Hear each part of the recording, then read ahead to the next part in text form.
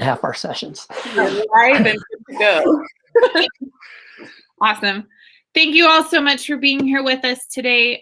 This is Building Resilience Through Routines. And first, though, we want to start out with, in case you haven't seen this before, this slide, we are doing a celebration of stories of growth and survival and innovation.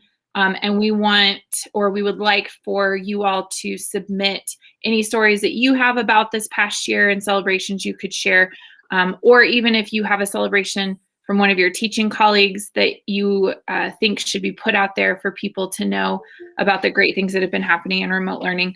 You can tweet it at APS_TLN with the hashtag Celebrate Teachers, or you can scan that QR code and fill out the Google form, and we are going to put that out through Twitter and our newsletter. But we wanted to take this spring opportunity to celebrate all of you and your teaching staff and their accomplishments.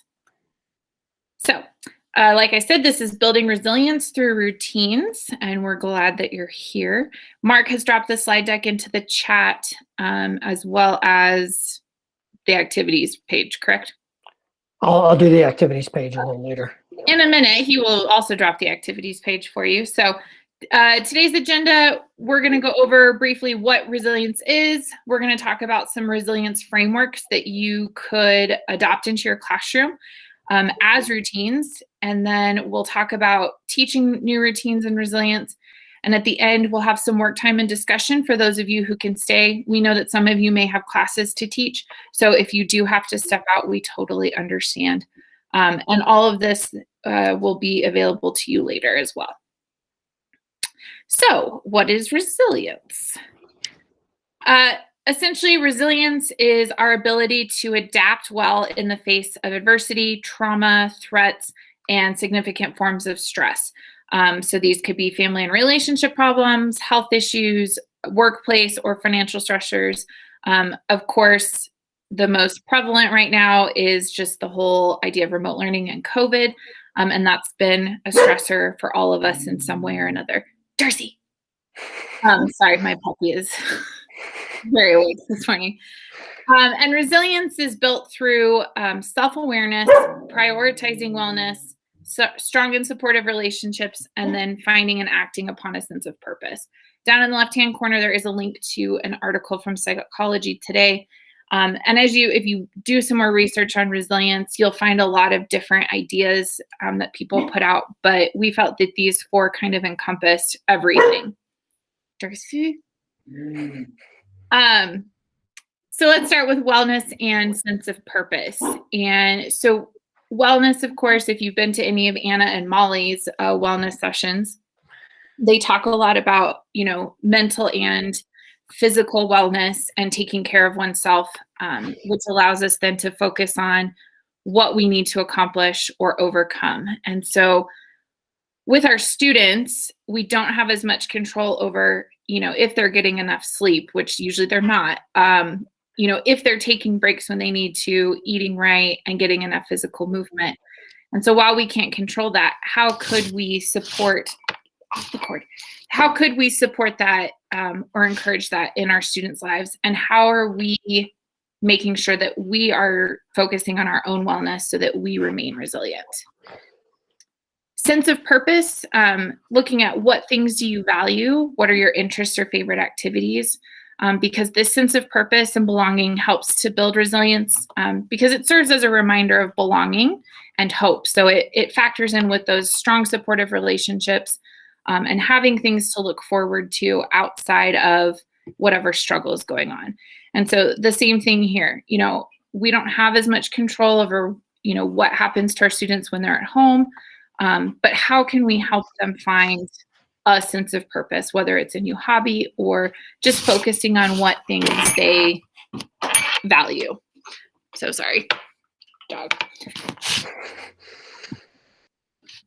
So then if we look at our resilience and how it connects to social and emotional learning, and if you've been to any of our previous sessions this year, you know that we're really big onto social and emotional learning.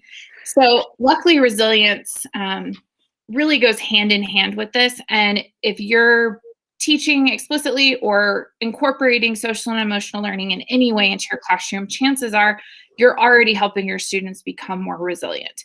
So self-awareness and resilience focuses largely in the areas of recognizing their strengths, having accurate self-perception, and having the self-confidence and efficacy to advocate for themselves and to know, here's what I can do, and this can help me overcome in these ways. Resilience in relationships goes along with those systems of support. Strong relationships and communication skills provide that safety net because it reminds students that they do have people that they can reach out to for help, and they're going to be better able to communicate their needs.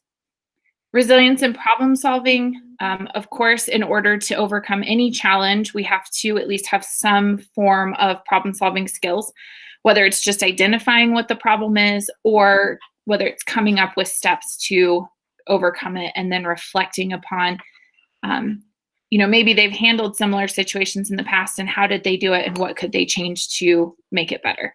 And then finally, resilience and self-management. Goal setting is a huge part of being resilient. So setting a goal, working towards it, whether it's to overcome something or to just get out of a place that you don't really care to be in.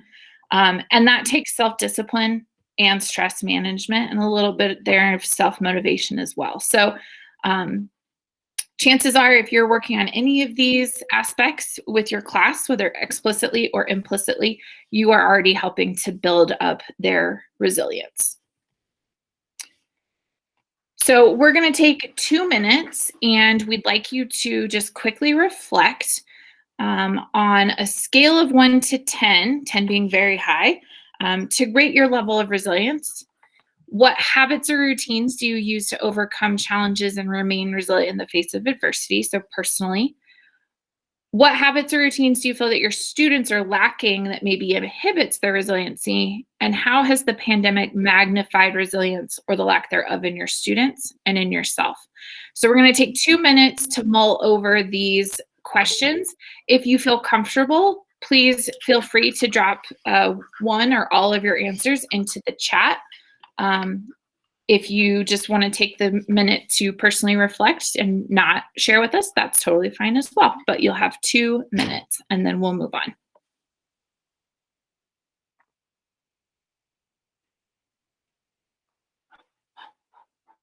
You're so naughty. Sit. Sit. Good girl.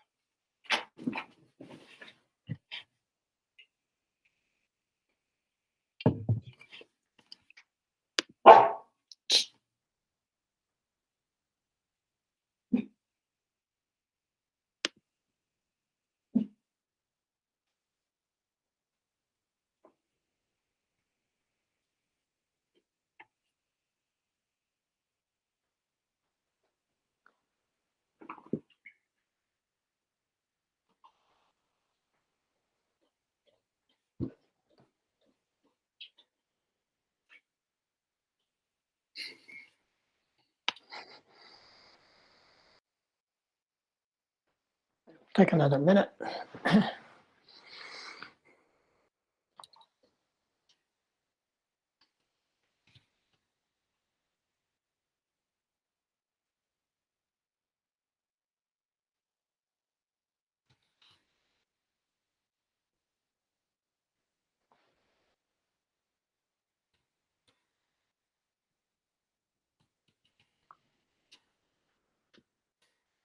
So I don't know about the rest of you, but I know like bullet number 2 really kind of spoke to me on one level just because of, I think of all the new routines I've tried to develop during COVID too. We lost a lot of old routines. So what new ones to just kind of help us manage this situation? And then the third bullet, for me personally, that was something I noticed a lot more in my last few years in the classroom was just how much more quickly students might disengage or want to shut down, and not having those coping skills to make it through difficult school situations for themselves. So I know those 2 spoke to me. So thank you for those who are sharing on their resiliency levels and what they've done to help manage. I've seen a lot of workouts and walks people have been putting in the chat. I know walks at about 3:15 in the afternoon just seem to kind of restore me at the end of the day. So thank you for sharing. So as we researched resilience, we found like two frameworks, and you can use one of these, you can use both of them, you can adapt them to however you like. But these frameworks are good ways to kind of frame resilience as you talk to students. And so we have the 4 S's of resilience, and you can see those there. And those 4, I feel, really go well with the SEL components that Michaela was just talking about. And then the 3 P's of resilience. So we're going to take a little closer look at those. So on the 4S framework, we see the first one there is support. Who can you rely on in difficult times? And so that may change depending on the situation that someone's encountering, but that goes back to that relationship building part of SEL and having like that team of people that you can go to, that you can rely on. Strategies. So what coping skills have you learned that can help you in a particular situation? And in SEL, that's kind of that stress management and problem solving of having some coping skills that you can rely on. And we'll talk a little bit more about those. Sagacity. This is that wisdom that we've developed. And this is one that we may have to work a little bit more with students. They may think they haven't developed wisdom from previous experience. And yes, they haven't been around as long as we have, but we can help guide them to show that they've probably been through more and been resilient in situations more than they might realize. But wisdom doesn't only have to come from our stories or other people's stories. I don't know about you, but like when it comes to music or movies or books, and if you have a personal favorite of those, like there's certain song lyrics or certain movies that you have little wisdom bits that are back that you rely on. The example I used yesterday is, I don't know if anyone's familiar with the television show Northern Exposure. It's probably 20 to 30 years old now, but I loved those episodes because I felt like they were so full of these little wisdom pieces. And I found myself quoting from that show quite often. So for me, that particular show gave me some wisdom for certain situations. And then solution seeking. What are some possible next steps? So we have the problem solving component again of not just identifying what the issue, but what are some possible steps we can take? So that's the 4S framework. The 3 P's of resilience go around personalization, permanence, and pervasiveness. So that personalization is that realizing that the problem may not be about you. Like if I know a situation a lot of people have experienced during COVID has been job loss. And so it's hard not to internalize that and think that you're the issue, but there's all these other outside factors that have been at play contributing to possible job loss. So if we can realize that and be aware of that, that allows us to maybe reduce that blame and criticism that we place on ourselves. Permanence. This is that thinking that that bad situation is going to last forever. And so this is where previous experience can help. We realize that maybe some of these issues are like the weather. They'll eventually pass. And so the more we experience that, the more we realize a current struggle is eventually going to pass. COVID has definitely been a trial of this because, you know, we're on a full year now that we've been experiencing with it. Sometimes it's felt like it's never going to end, but realizing that just like the Spanish flu in 1918, it eventually normal life did restore. And that pervasiveness, this is taking that situation and having it apply in all areas of your life. So back to like that job loss situation, realizing that the job loss doesn't speak to like how you are as a parent or how you are as a friend or your social situations, that is one component of your life. And yes, it's a big one, but it's not all of who you are. And so it allows us to kind of separate our thinking that it's all about our whole life and realizing it's one aspect. So that's the 3P template. And as we move on, you'll have a chance to work with both of those. All right.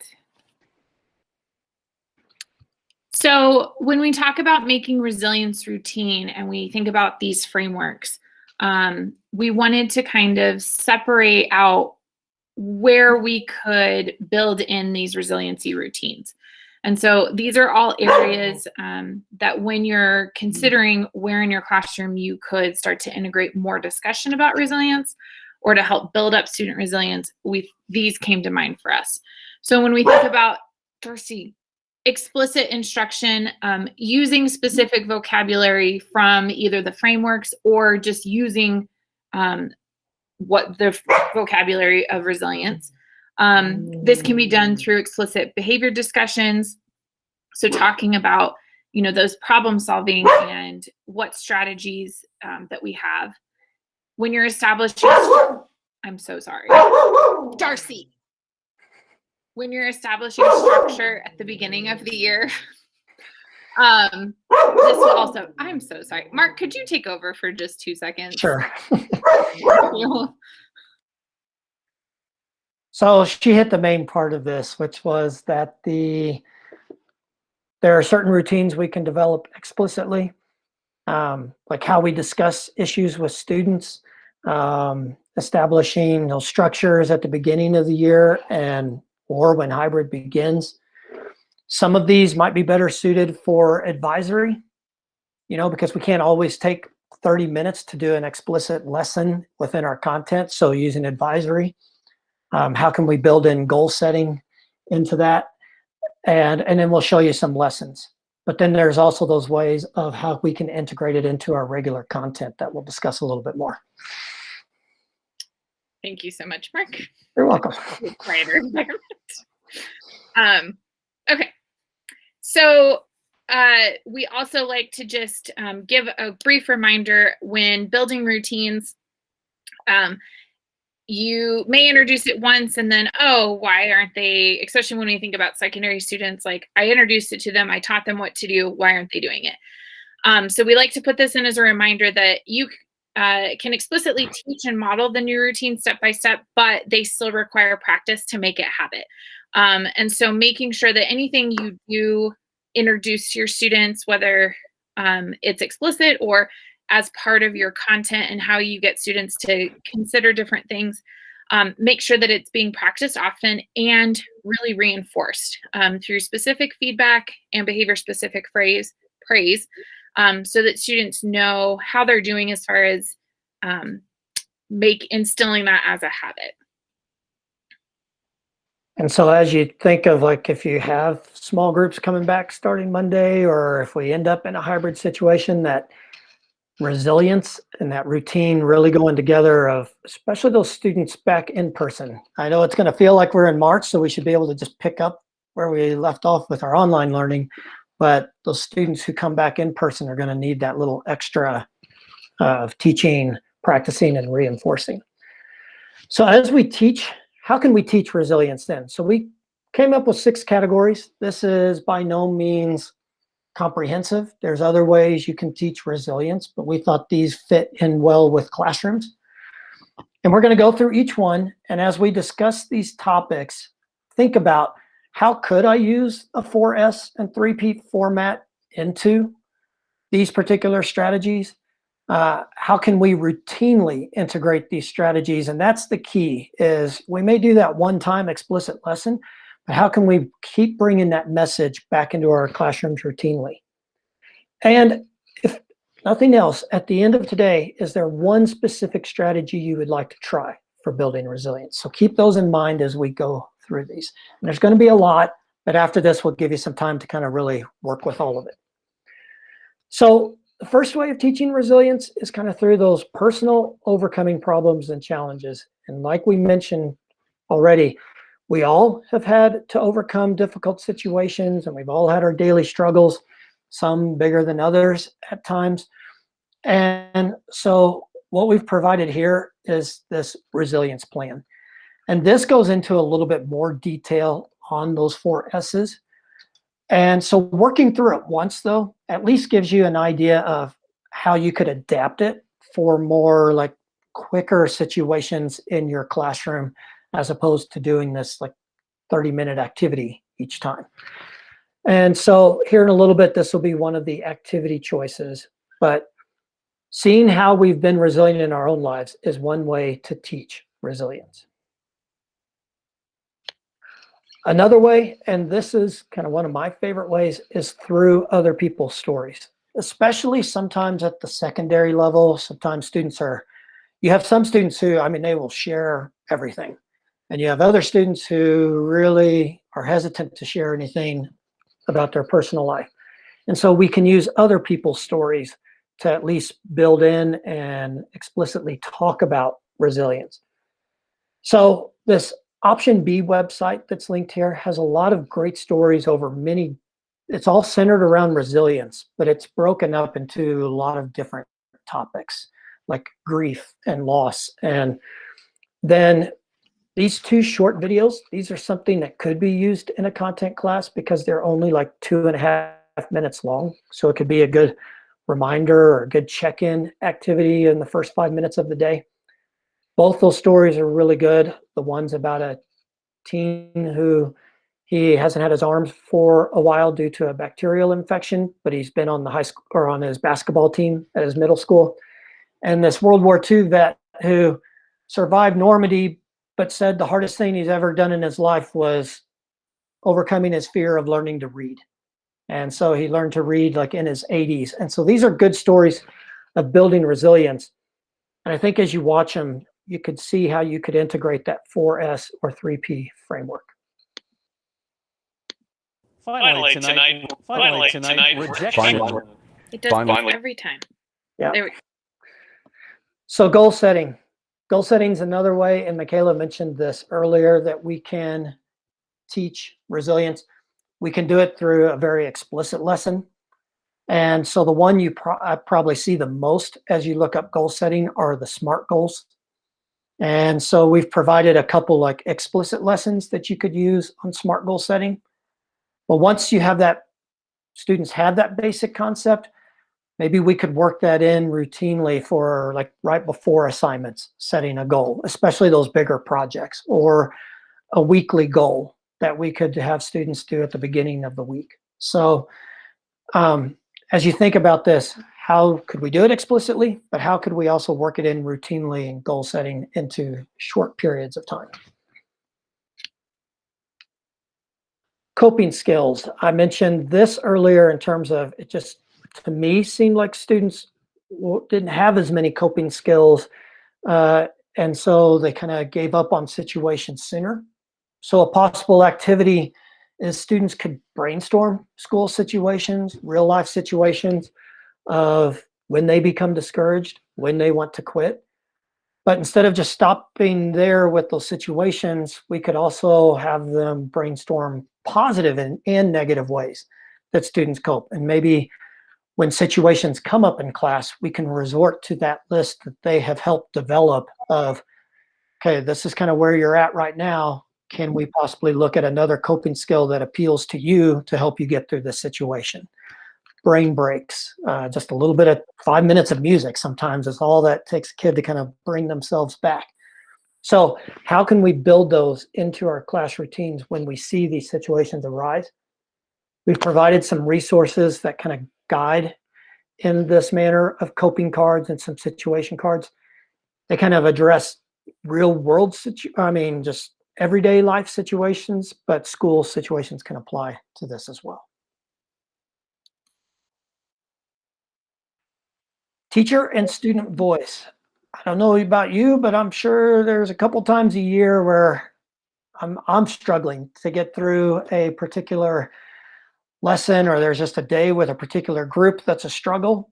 And if I have that ability, that's one where as I'm working my way through it, I can be honest with them that, okay, this is a time where this is a struggle for me, but here's how I've managed to cope through that situation. So we can model it through our own behavior, whether it's in our school life or in our personal lives. There might be some stories we can share.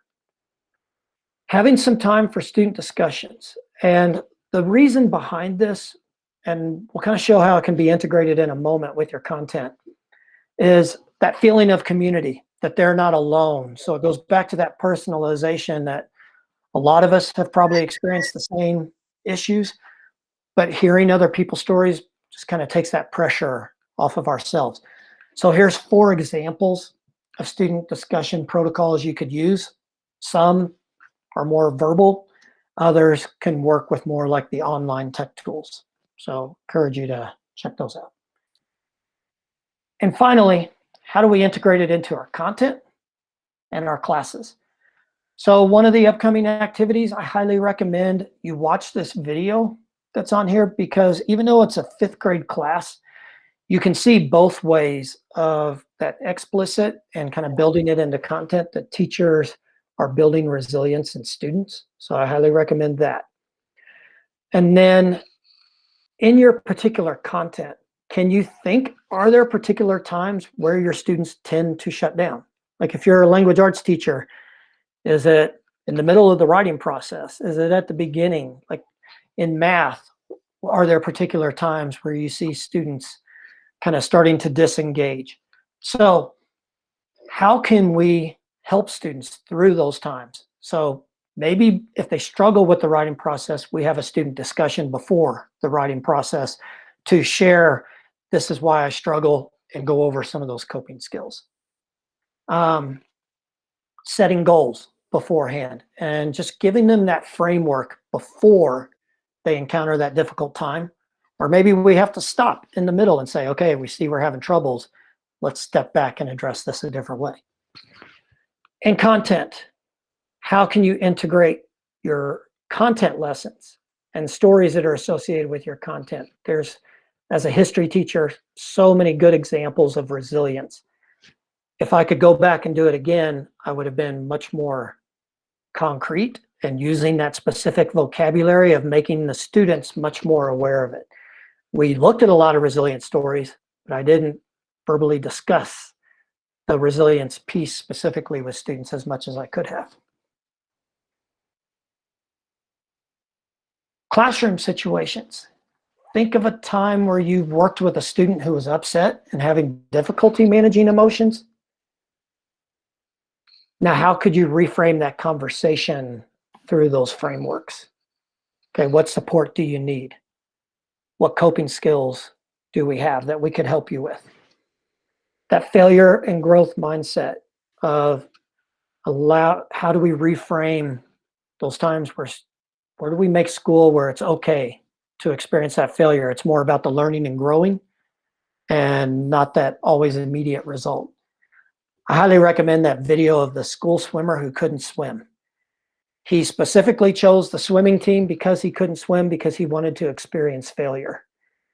And by his senior year, he led his relay team to the state tournament. So that's a really good story of resilience.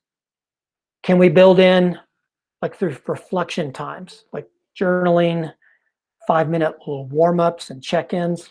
Like just describe one thing that didn't go well the past week and how'd you overcome it? And then we provided a couple lesson plans. Michaela mentioned that sense of purpose at the beginning. So there's one here about using values to build resilience. And then making that vocabulary part of our everyday classroom routines. Those are just some ideas. One last thing. One thing to be cautious with on routines and resilience. We can overdo routines to the point where we become rigid. And so sometimes we need to have that flexibility to keep our brains fresh and just to mix things up a little bit. So keep that in mind. And a couple years ago, resilience was getting some bad press. And the main reason was people felt like resilience was being used too much. So not all struggles are because of a lack of resilience. You can have someone who's a very resilient person, but they still need to have the experience of the emotions and the hardship. It's a process. It's not an immediate, oh, you're struggling, buck up and be resilient kind of message. And resilience is not a reason to accept poor conditions or injustice. And that was where some writers were worried, researchers were worried as bosses were using resilience as a way to overlook what I'm demanding of you and just be resilient, as opposed to let's actually address the working conditions at this place. So those are some kind of just words of caution with resilience. Awesome. So that concludes the content portion of our session today. So we wanted to give all of you a chance to look through some of those activities that we've pulled out and compiled, and actually look into how those could be, how you could use those in your classroom, or how you could share those with the teachers at your school site to help with this work of resilience. So Mark is going to, or has already put into the chat, the link to the activity page, and it's also linked here. And it'll prompt you to make a copy so that you have your own working copy. And so for about the next 15 to 20-ish minutes, you're going to have a chance to work through those activities that we've compiled. So the video of resilience in schools, the 4S plan, the 3P template, and then some personal reflection and resource browsing. So during this time, you can turn your camera off to work, but if you'll stay in the meet, that would be great, unless you have to leave. If you have to leave at this point because you have a class, we wanted to thank you so much for coming, and we hope that these resources are helpful to you. And if you have any questions, please feel free to reach out at any time, and we can work through any of this with you. And feel free to work on those lessons in any order. They're more for what you need. So if you want to go back through the slide deck and look at some of those resources, you can. If you want to watch the video, this is kind of your time with some options for the next 15 to 20 minutes. What questions do we have?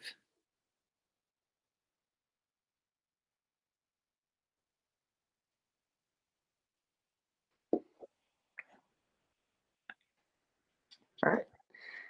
Go. Turn off my.